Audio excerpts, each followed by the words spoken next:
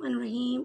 السلام علیکم، آپ دیکھ رہے ہیں میرا یوٹیوب چینل۔ اب تک آپ نے میرے چینل کو سبسکرائب نہیں کیا تو پلیز سبسکرائب کر دیں، بیل آئیکن کو پریس کر دیں تاکہ میری آنے والی ہر نئی ویڈیو آپ کو سب سے پہلے موصول ہو سکے۔ اس ویڈیو میں ہم بات کریں گے معوذتین کی۔ حضرت عقبہ بن عامر رضی اللہ عنہ سے روایت ہے کہ نبی کریم صلی اللہ علیہ وآلہ وسلم نے فرمایا، کیا تمہیں معلوم نہیں آج رات جو آیتیں مجھ پر نازل ہوئی ہیں وہ ایسی بے مثال ہیں کہ ان کی مثال نہ کبھی دیکھی گئی نہ سنی گئی۔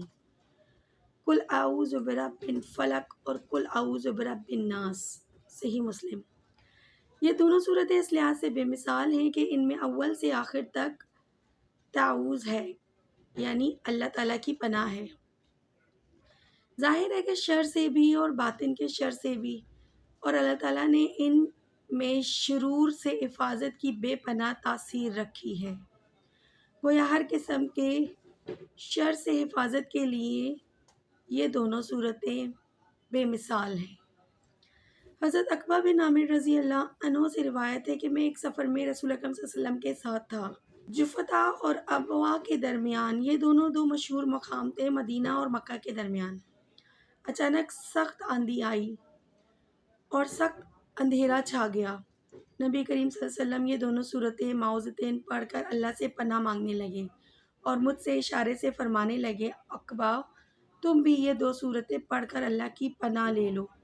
کسی پناہ لینے والے نے ان کے مثل پناہ نہیں لی، یعنی اللہ تعالیٰ کی پناہ لینے کے لیے کوئی دعا ایسی نہیں جو ان دونوں صورتوں کے مثل ہو۔ اس خصوصیت میں یہ بے مثال اور بے مثل ہے۔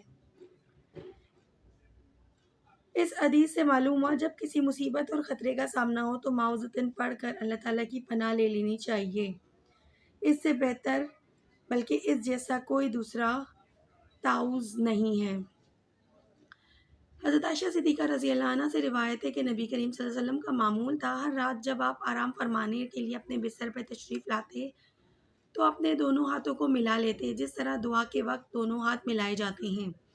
پھر ہاتھوں پر پھونکتے اور قل واللہ احد اور قل اعوذ برب الفلق اور قل اعوذ برب الناس پڑھتے۔ پھر جہاں تک ہو سکتا اپنے جسم مبارکہ پر اپنے دونوں ہاتھ پھیرتے، سر مبارک اور چہرہ مبارک اور جسد اطہر کے سامنے کے حصے سے شروع فرماتے، اس کے بعد باقی جسم پر جہاں تک آپ کے ہاتھ جا سکتے وہاں تک پھیرتے۔ یہ آپ 3 دفعہ کرتے، صحیح بخاری۔ رات کو سونے سے پہلے کا یہ معمول نبی صلی اللہ علیہ وآلہ وسلم تو بہت آسان ہے، کم از کم اس کا اہتمام ہم سب کو کرنا چاہیے اور اس کی برکات بیان سے باہر ہے۔ اللہ تعالیٰ آپ کو اور مجھے ہم سب کو توفیق دے اس پر عمل کرنے کی۔ اللہ حافظ۔